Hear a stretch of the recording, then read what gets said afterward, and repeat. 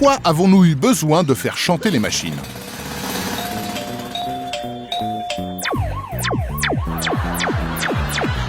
Spatialisons les samples ensemble.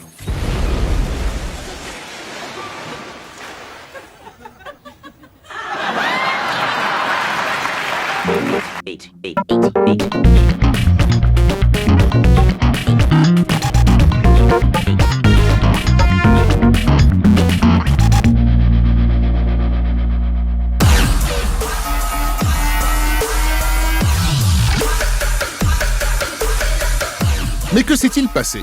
En à peine quelques décennies, l'électronique a bouleversé notre héritage musical à coups d'échantillonneurs, de synthés, d'autotune et de séquenceurs, au point que notre musique pop actuelle aurait certainement pétrifié nos aïeux.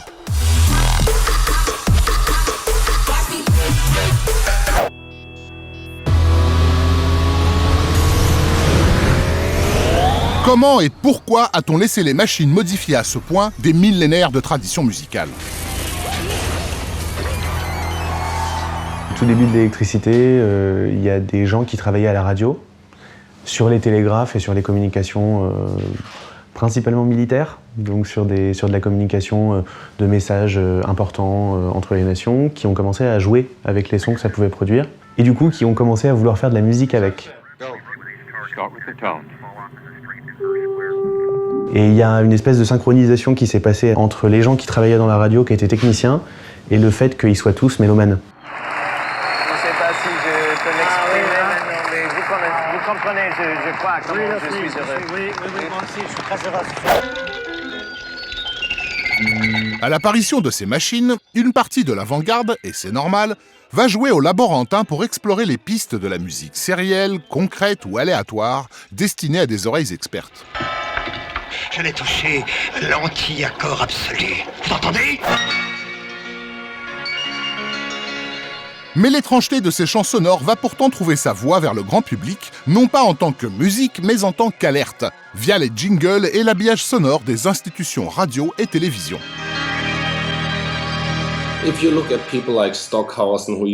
Si vous prenez en exemple des gens comme Stockhausen ou d'autres grands noms de la musique concrète, et ce qui se passait dans les grands studios de l'époque comme la BBC ou WEDR ici à Cologne, les musiciens avaient la possibilité de découvrir et d'apprivoiser ces machines uniquement dans ces studios.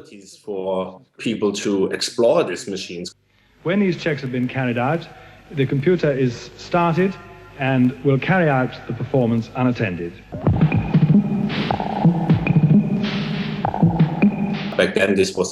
Ce n'est pas comme aujourd'hui où tout le monde peut avoir un ordinateur et peut faire ce qu'il veut avec. À l'époque, c'était du matériel très cher que seules les institutions pouvaient se payer.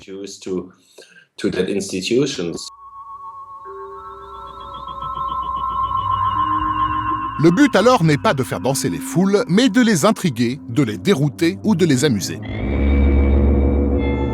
Peut-être une des raisons pour lesquelles le cinéma fantastique et de SF va jouer son rôle dans une accoutumance progressive à ces sons venus d'ailleurs.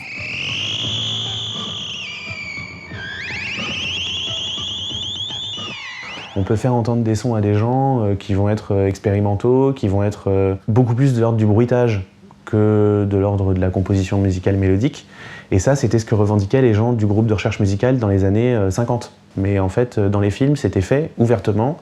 Les gens n'accrochaient pas forcément leur attention tout de suite dessus, mais si on parle à quelqu'un aujourd'hui en disant « tu connais pas tel instrument », « ah bah si, c'est celui qui est dans tel film et t'as déjà entendu la sonorité », en fait, on est familiarisé à ça. Je pense que ça participe à la familiarisation implicite avec les sonorités électroniques. En 1968, l'américaine Wendy Carlos s'amuse à reprendre les classiques de Jean-Sébastien Bach sur un mini-Moog pour un résultat délirant et hypnotique. Contre toute attente, son album Switch on Bach se hisse au sommet des charts et lui vaudra de signer la bande originale du film Orange Mécanique. Excuse me, brother. I ordered this 2 weeks ago. Can you see if it's arrived yet, please? Anarchique système, popcorn! C'est comme si le public avait soudain apprivoisé les machines qui chantent. Mais peut-être que ce switch est plus profond qu'il n'y paraît.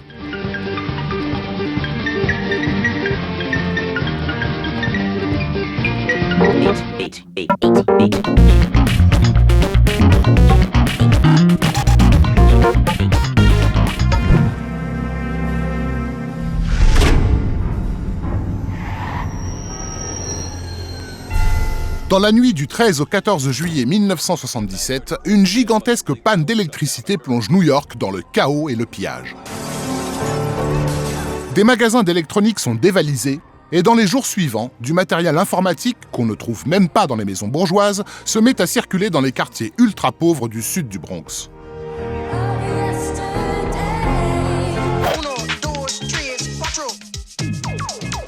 Qu'est-ce qui a poussé cette population extrêmement défavorisée à se passionner soudain pour ces tableaux de bord dignes de soucoupes volantes ?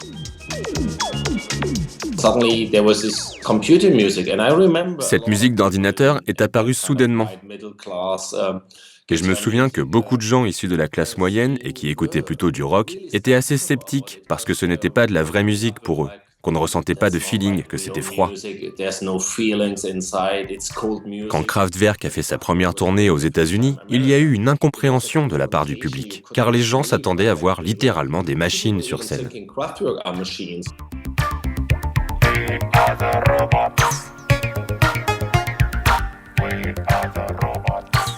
Now's the time on Sprockets when we dance.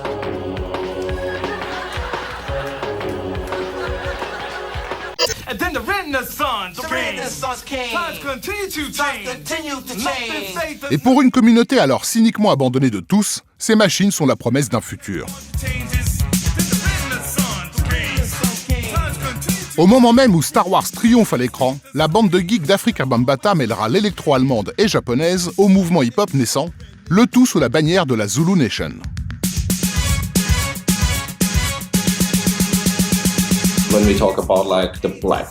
Quand on parle des producteurs noirs qui ont inventé la techno et la house music, il y avait évidemment un effet gospel.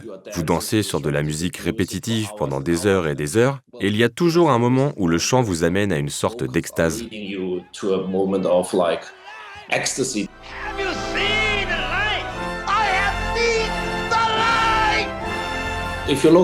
Et si vous regardez la musique électronique d'aujourd'hui, elle est partout.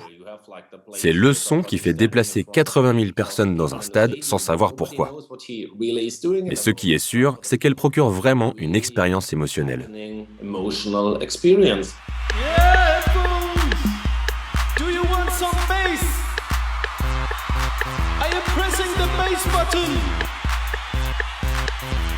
Je pense que dans toutes les musiques qu'on peut écouter aujourd'hui, que ce soit le dubstep, la trap, donc les rythmiques très saccadées, il y a quelque chose qui plaît, il y a quelque chose qui est satisfaisant très profondément, je pense. This could turn Ari Krishna into a bad boy. Le fait d'avoir des montées, c'est vraiment au niveau perceptif et au niveau cognitif que c'est satisfaisant.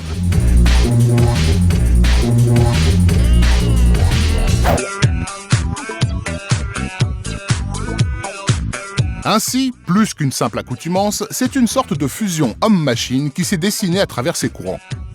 Une fusion qui a accompagné notre plongée progressive dans des réalités, elles aussi générées par l'électronique.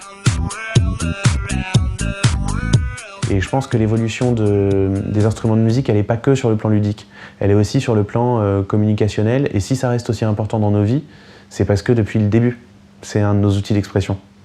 Depuis le tout début, c'est un de nos ajouts qui nous permet de nous exprimer d'une autre façon. Et je pense que l'évolution de la musique et des sonorités et l'évolution de l'humanité sont très très très très liées.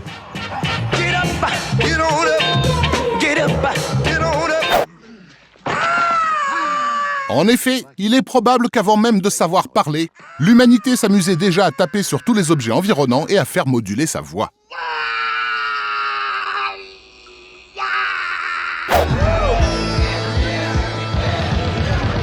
Ainsi, la musique synthétique fut d'abord une sonorité d'outre-espace, le produit d'un imaginaire SF fait d'étranges instruments extraterrestres.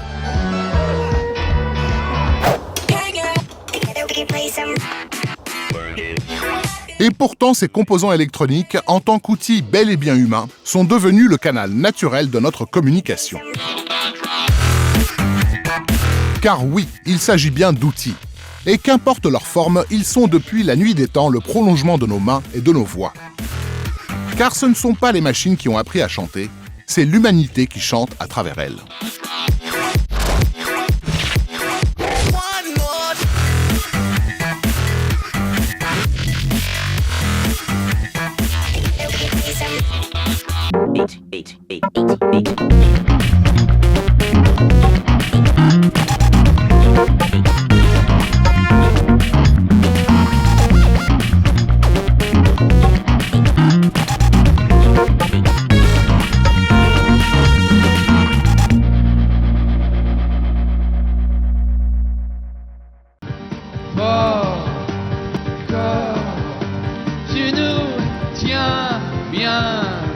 pop pop pop pop pop pop pop pop pop.